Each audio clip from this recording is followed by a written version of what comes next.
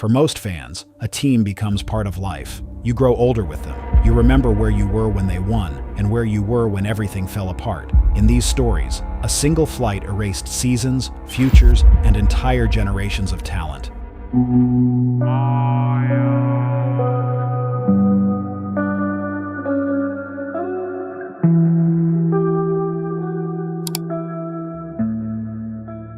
Subscribe to Terra Obscura for deeply researched stories told with care, and let's begin. In Huntington, martial football was never just a game. It was the town's weekly gathering place, a shared language between campus and community, and a source of pride for a struggling Appalachian city. That is why November 14th, 1970, did not feel like the loss of a team. It felt like part of the city's identity had been erased. Marshall had just finished a game against East Carolina in North Carolina. The Thundering Herd lost by 3 points, a painful but ordinary sports result. Then the players boarded a chartered Southern Airways Douglas DC-9 for the flight home to Huntington. They were not alone. Coaches, athletic staff, supporters, and community members were also on board. When that airplane left North Carolina, it was carrying far more than a roster. As the flight approached Tri-State Airport, the crew was cleared for a localizer approach to runway 11. A localizer approach is a non-precision instrument approach. It can guide pilots left and right toward the runway, but it does not provide a standard electronic glide path down to the ground. In low visibility, that matters. Pilots must control their own descent while staying above a published minimum descent altitude until they have the runway environment in sight. That minimum descent altitude was 1,240 feet above mean sea level. The weather at the airport already included light rain, fog, and smoke, and investigators later concluded that conditions in the approach area were worse than the field report suggested. The crew kept descending. They never gained the visual reference required to continue. About a mile short of the runway, the DC-9 struck trees on a hillside and broke apart. All 75 people on board lost their lives. The National Transportation Safety Board concluded that the probable cause was descent below the minimum descent altitude during a non-precision approach without visual contact with the runway environment. But the deeper reason was never pinned down with certainty. Investigators said the two most likely explanations were either improper use of cockpit instrument data or an altimetry system error. In simple terms, either the crew misread the information they had, or the altitude information itself misled them. That uncertainty became part of the wound. The official report explained how the airplane got too low, but not exactly why the danger was not recognized in time. The result was a disaster that felt, and still feels, suspended between technical failure and human limitation.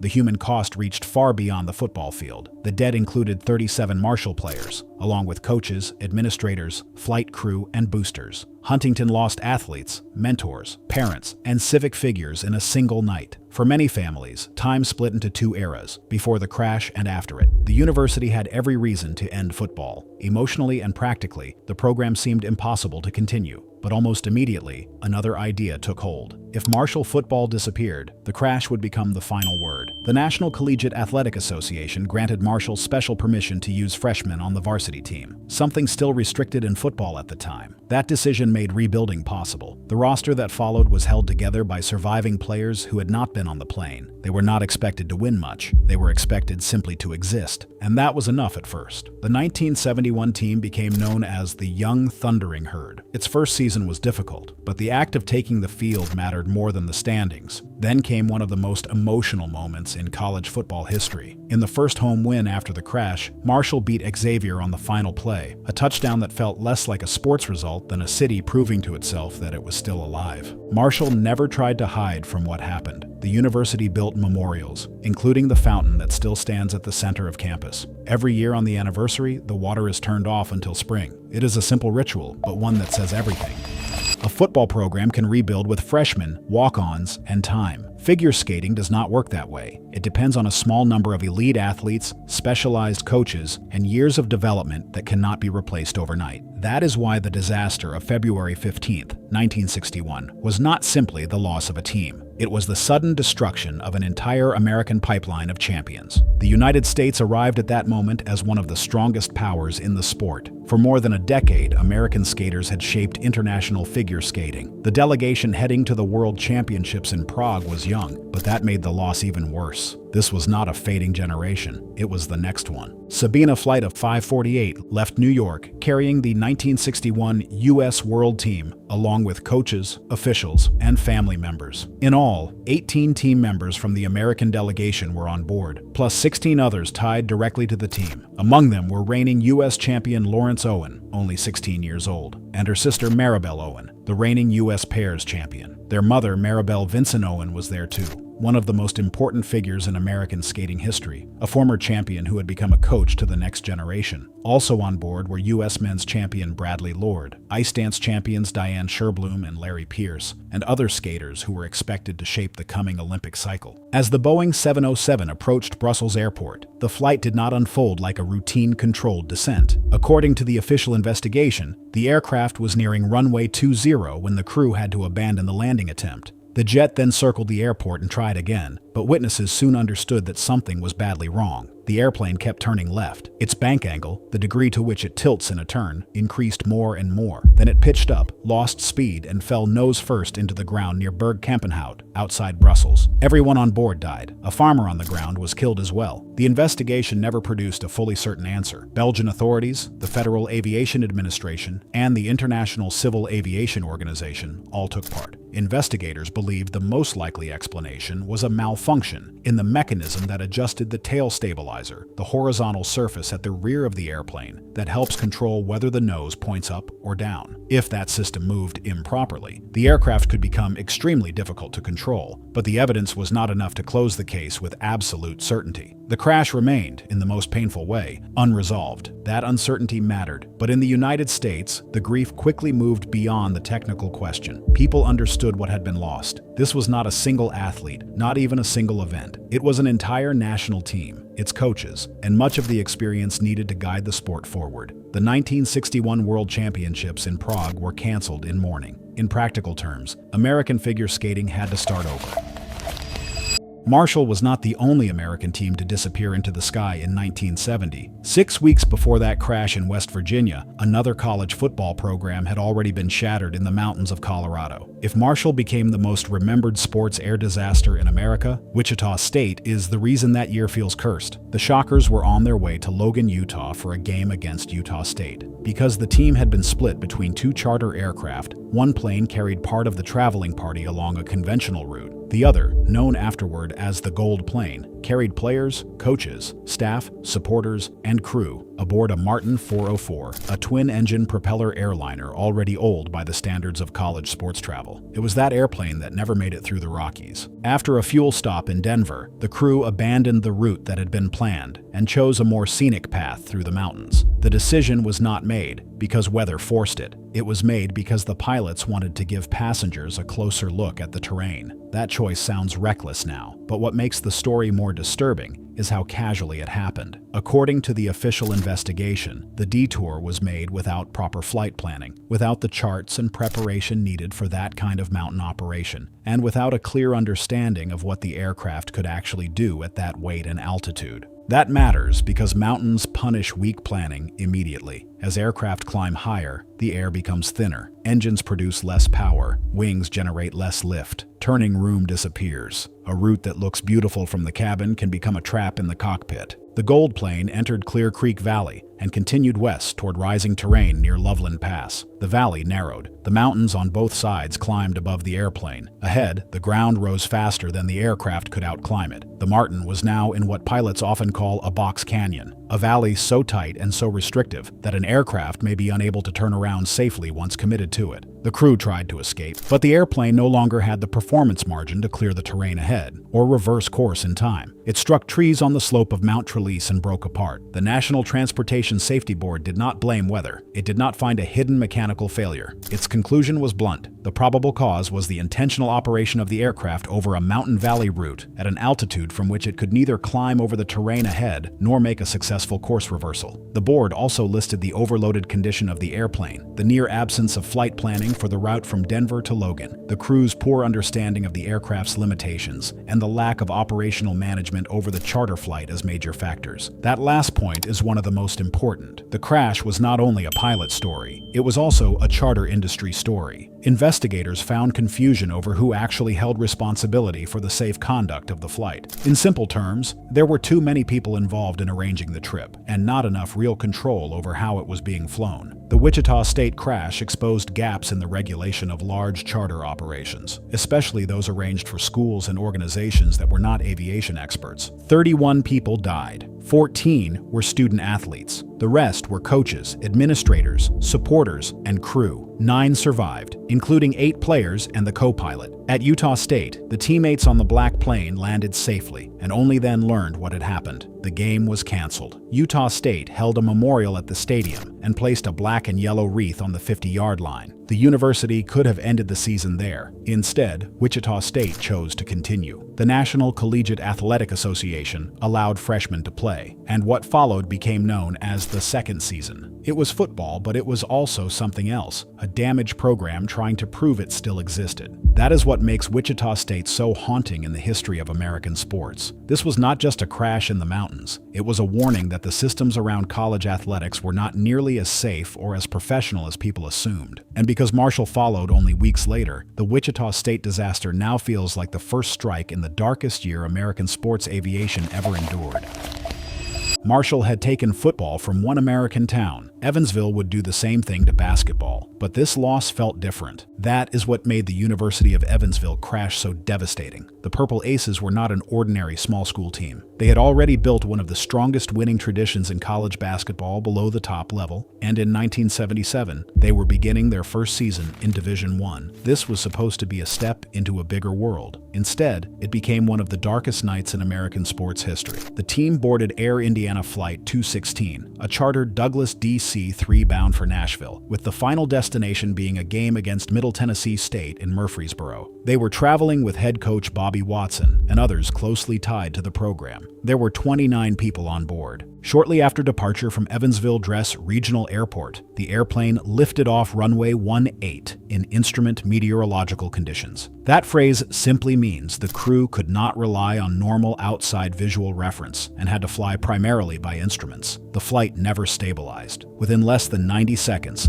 the airplane lost control, struck trees, and crashed within the airport boundary. Everyone on board died. The official cause was not weather, sabotage, or some hidden structural breakup in the air. It was a chain of preventable errors. According to the National Transportation Safety Board, the crew attempted takeoff with the rudder and right aileron control locks still installed. Control locks are devices placed on an airplane while it is parked, so wind cannot slam the control surfaces around and damage them. If they are not removed before takeoff, parts of the airplane cannot move the way the pilots need them to. That alone was already dangerous. But the airplane also had another problem. Passenger baggage had not been loaded as required, which left the aircraft with a rearward center of gravity. The center of gravity is the balance point of the airplane. If too much weight sits too far back, the nose can rise too sharply during takeoff, making the aircraft unstable and much harder to control. In Evansville, those two problems met at the worst possible moment. The airplane rotated into a nose-high attitude almost immediately, slowed, and entered a flight condition the pilots could not recover from. The terrible force of the crash was only part of the story. What made Evansville unforgettable was the kind of team that was lost. This was not a giant national powerhouse with a deep reserve system. It was a close program from a smaller American city where college basketball mattered deeply and personally. Many of the players came from towns where they had been local stars. Their deaths did not send grief to one campus alone. They sent it outward into many small communities at once. Then came the detail that makes this story almost impossible to forget. Freshman David Furr was not on the plane because a serious ankle injury had ended his season. For 2 weeks, he stood as the only player from that team still alive. Then he and his younger brother were killed in a car crash on an icy road. By the end of December, there was no living player left from the 1977 Evansville roster. That is why the school's memorial tells the story the way it does. The weeping basketball on campus does not only carry the names of those who died in the airplane, it also includes the student athlete who missed the trip but died 2 weeks later. Every year, the university marks the anniversary with remembrance ceremonies. Flags are lowered, bells are silenced. The school still treats the crash as something larger than sport. sports, because that is what it became. Evansville eventually rebuilt its basketball program. In time, games returned, seasons returned, and the Purple Aces returned. But the emotional shape of the story never changed. This was a team on its way into Division I, a school trying to prove it belonged on a bigger stage, and an airplane that never gave it that chance.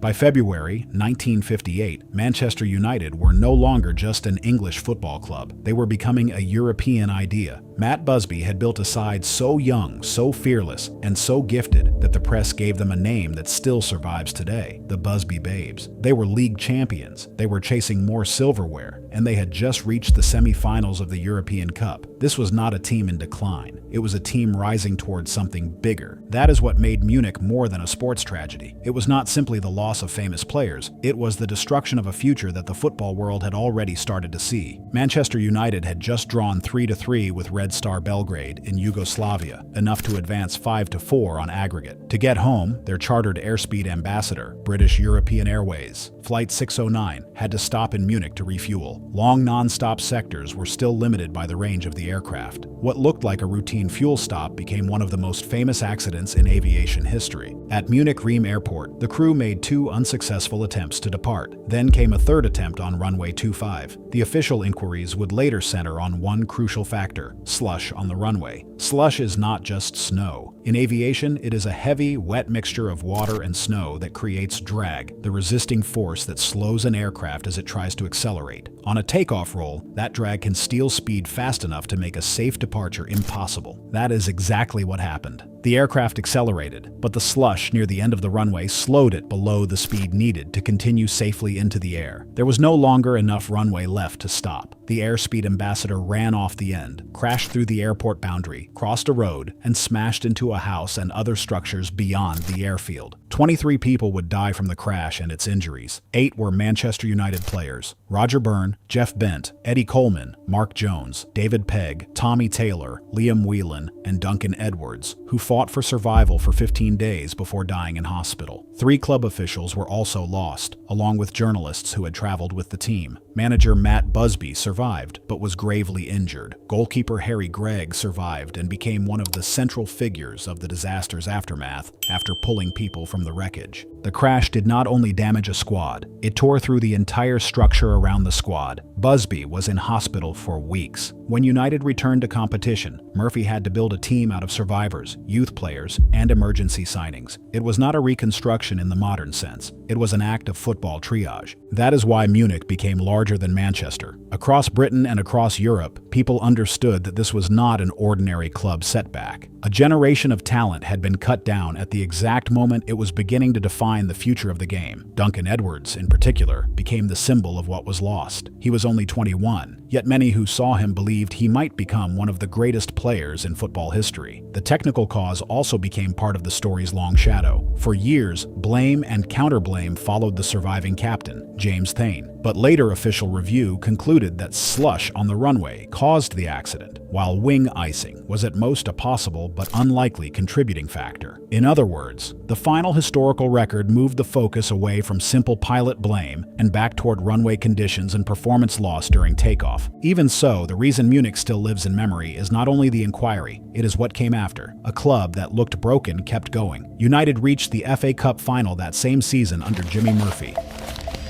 By 2011, the world of sports aviation was supposed to be safer, more professional, and better regulated than the one that lost Marshall, Wichita State, or Evansville. That is part of what made the destruction of Lokomotiv Yaroslavl so shocking. This was not a faded story from the propeller era. It happened in the age of modern television, modern jets, global leagues, and instant news. And for hockey fans, it felt impossible. An entire professional team was gone before its season even began. Lokomotiv Yaroslavl were not a local curiosity. They were one of the strongest clubs in the Continental Hockey League, built from Russian stars, young prospects, and veterans known throughout Europe and North America. Their roster reached far beyond one city. Former National Hockey League players like Pavel Demitra, Ruslan Saleh, Carlos Skrastens, Josef Vasicek, Stefan Lev, and others gave the team an international profile. Behind the bench was Brad McCrimmon, a longtime National Hockey League defenseman and Stanley Cup winner, preparing for his first competitive game as Lokomotiv's head coach. That season opener never came. On September 7th, the team boarded a Yakovlev Yak-42 at Tunishna Airport outside Yaroslavl for the flight to Minsk, where they were due to play Dynamo Minsk on the opening day of the new season. The trip should have been routine. Instead, the aircraft accelerated down the runway, overran the paved surface, briefly lifted into the air, struck an antenna mast beyond the runway, veered left, and crashed on the riverbank just beyond the airport. The brutality of the sequence matters because it was so short. This was not a long emergency with time to react. It was a takeoff that never properly became a flight. 44 people died in the disaster. The victims included 26 players, 4 coaches, 7 team staff members, and 7 airline crew. Flight engineer Alexander Sizov survived the impact, becoming the only survivor from the aircraft. Player Alexander Galimov was initially found alive, but died 5 days later from his injuries. By then, the hockey world had already understood the scale of what had happened. A team had not merely been damaged, it had been erased. The official investigation found no hidden structural failure that suddenly destroyed the airplane. The Interstate Aviation Committee concluded that the aircraft was airworthy and that the weather and runway condition did not prevent a normal departure. The immediate cause was the crew's erroneous actions during takeoff. One of the pilots applied braking force with his feet while trying to rotate the aircraft, apparently because of incorrect foot placement on the pedals. That mistake prevented the airplane from accelerating as expected. The crew also failed to reject the takeoff in time. By the moment the aircraft finally lifted off, it was already out of runway and out of options. The report went further. Investigators found deeper systemic failures behind the final seconds. The airline had not properly ensured the crew's training quality on the Yak-42. Takeoff parameters were not calculated correctly. The transition training from the Yak-40 to the Yak-42 had been inadequate. In other words, the crash was not only about what happened on the runway, it was also about a safety culture that had already been weakened before the engines were ever advanced for takeoff. That technical finding explains the accident. It does not explain the grief that followed. Lokomotiv mattered in Yaroslavl in a way that is difficult to exaggerate. The club was part of the city's identity. The loss touched schools, neighborhoods, youth teams, and families who knew the players not as distant celebrities, but as hometown figures. In the years since, people in Yaroslavl have said that Lokomotiv is part of every family in the city.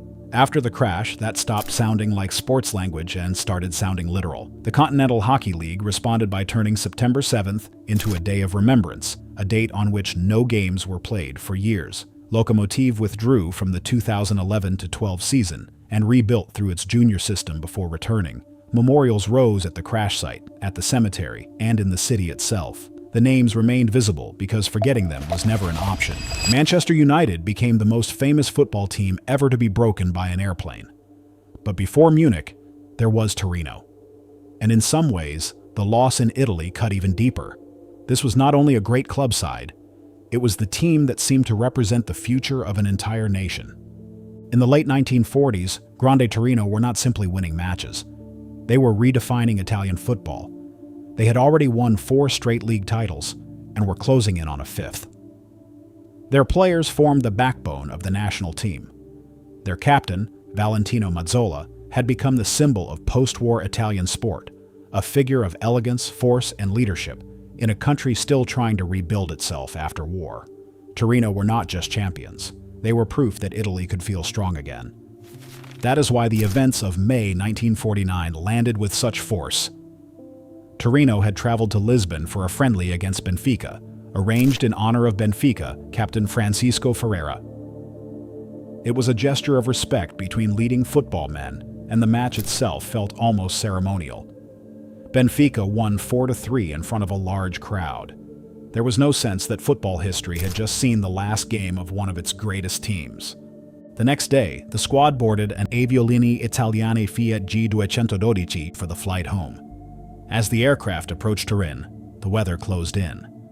Low cloud, rain, and thick fog covered the hills around the city.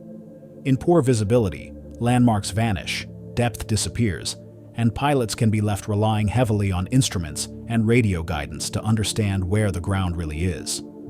Some disasters arrive with a long chain of warning signs. Superga did not leave that kind of public trail. There was radio contact. There was an approach toward home. Then, at about 5 o'clock in the evening, the airplane struck the rear embankment behind the Basilica of Superga on the hill above Turin. All 31 people on board were killed. Among the dead were 18 players, coaches Agri Erbstein and Leslie Leavesley, club officials, journalists, and the 4 crew members. Former Italy manager Vittorio Pozzo, who had guided the national side to world titles and knew many of these players personally, was called to identify the bodies. That detail matters because it captures what Superga meant in Italy. This was not treated as a club tragedy alone. It was handled as a national wound. The exact technical chain behind the crash has never been remembered with the same clarity as the football loss itself. Bad weather is always central to the story. Possible altimeter error has also long been discussed. But what remains certain is simpler and more terrible. An aircraft carrying the strongest team in Italy flew into high ground within sight of home. And what a team it was. Grande Torino had not merely dominated a league, they had changed the standard of the sport in Italy. Their football was modern, fluid, and aggressive. They were admired far beyond Turin. In many matches, the Italian national team looked almost like Torino in another shirt. So when the plane hit Superga, the country did not feel that a club had been damaged. It felt that the heart of Italian football had been torn out. The reaction in Turin showed that immediately. Hundreds of thousands came to mourn. The city stopped and gathered around the dead, as if the loss belonged to every street. The remaining league matches were completed by youth players, both from Torino and their opponents, and Torino were awarded the title they had almost certainly been about to win anyway. Even that decision felt less like sport than ceremony. What followed was not a comeback story like Munich. Torino survived as a club, but Grande Torino did not. There was no real replacing them, because teams like that are not built from money or recruitment alone. They are built from a rare alignment of talent, chemistry, timing, and national meaning. Once destroyed, they do not return on command. That is why Superga still holds such power. A team was not merely lost, a country was shaken. The dead were footballers, but the grief around them was larger than football. In post-war Italy, Torino had come to stand for excellence, unity, and recovery. When the plane struck the hill behind the basilica, all of that seemed to strike with it. Some tragedies end as open wounds. Zambia's did not. It remained a wound, but over time it also became something rarer in sports history, a tragedy that was answered, not erased, by return. That is why this chapter belongs at the end. It begins with a national team disappearing into the Atlantic, and it ends 19 years later with that same nation standing in the same city, looking back at the water and finally taking the trophy that had once seemed destined for the dead. By 1993, Zambia believed it had a team capable of changing the country's football history. The squad was young, fast, ambitious, and increasingly respected across Africa. It was traveling to Senegal for a FIFA World Cup qualifier, still chasing a first World Cup appearance. This was not a ceremonial trip. It was part of a serious football future. The aircraft was a Zambian Air Force de Havilland Canada, DHC-5D Buffalo, a military transport being used to carry the team to Dakar with refueling stops along the way. The route included Brazzaville, Libreville, and Abidjan. At Brazzaville, engine problems were already noted.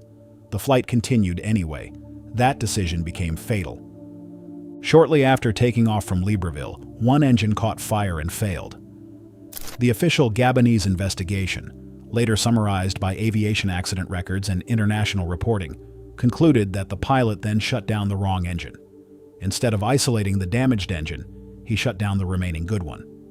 The aircraft lost power and fell into the Atlantic Ocean just offshore. All 30 people on board were killed. 18 players died, along with coaches, officials, and the 5 crew members. FIFA's own remembrance states that the team's plane crashed shortly after the refueling stop in Gabon, while en route to the World Cup qualifier in Senegal, killing all 30 on board, including 18 players.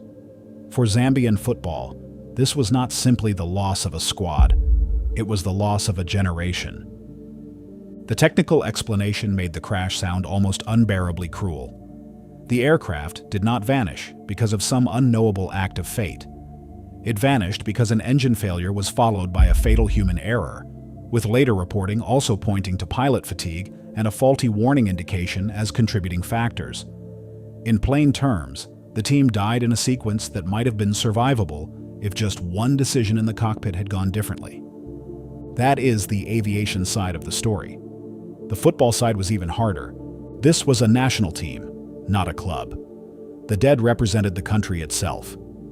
They had worn the national shirt together, traveled together, and carried Zambia's hopes together.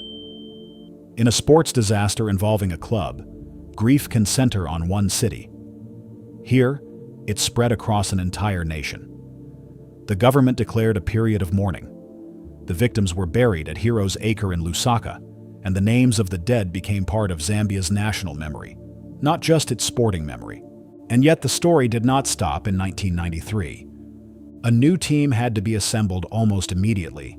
Zambia still had qualifiers to play, and then the Africa Cup of Nations followed not long after. The rebuilt side, led by Kalusha Bwalya, reached the 1994 Africa Cup of Nations final less than a year after the crash. They lost 2-1 to Nigeria, but even in defeat they returned home as heroes.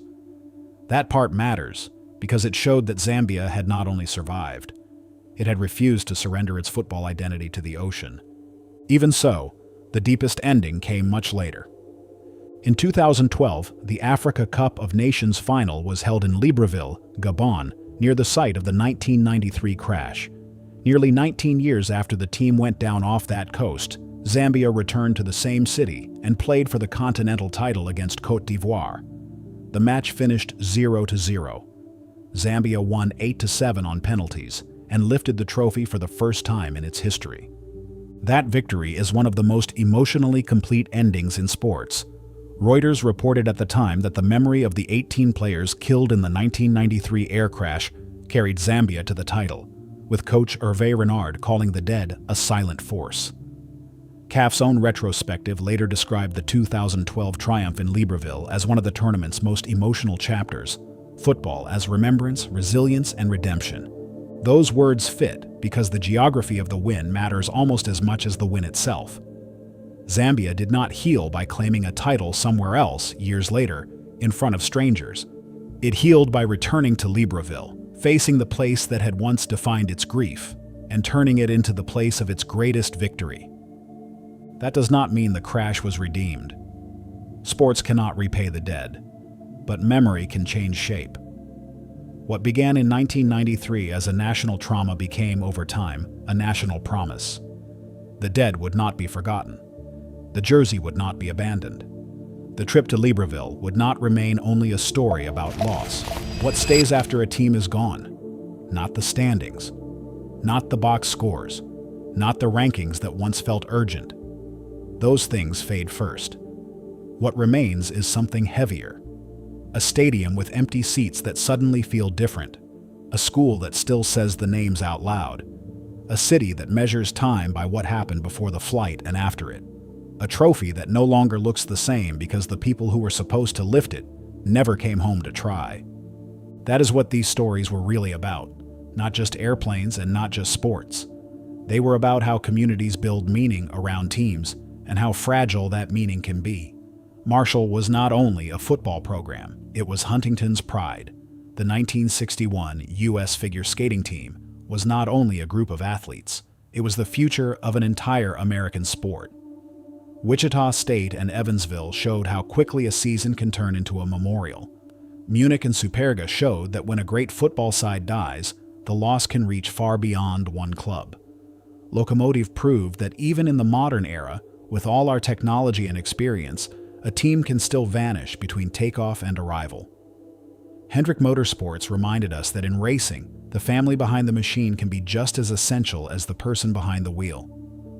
Oklahoma State showed how a smaller loss can cut just as deeply because it reaches into the intimate spaces around a team. Pakhtakor showed what happens when tragedy is followed by silence, and Zambia showed something else. It showed that memory can travel forward.